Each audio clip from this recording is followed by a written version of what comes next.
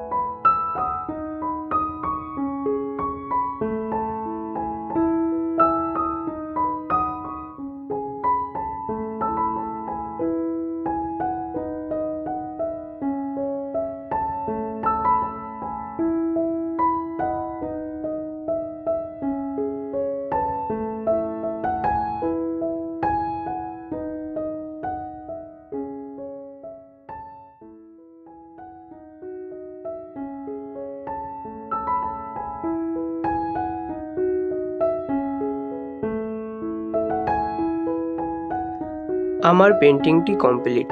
কেমন হয়েছে সবাই কমেন্ট করে জানাবে।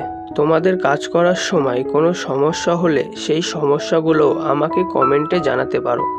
আর ভিডিওটি তোমার যদি একটুও কাজে লাগে তাহলে অন্যদেরকেও শেয়ার করো, তারও কাজে লাগতে পারে। আর যারা এখনও চ্যানেলটি সাবস্ক্রাইব করনি তারা অবশ্যই চ্যানেলটি সাবস্ক্রাইব করে বেল আইকনটি বাজিয়ে দেবে পরবর্তী ভিডিও নোটিফিকেশন পাওয়ার জন্য। দেখা হবে খুব তাড়াতাড়ি পরের ভিডিওয়, ততক্ষণের জন্য বাই।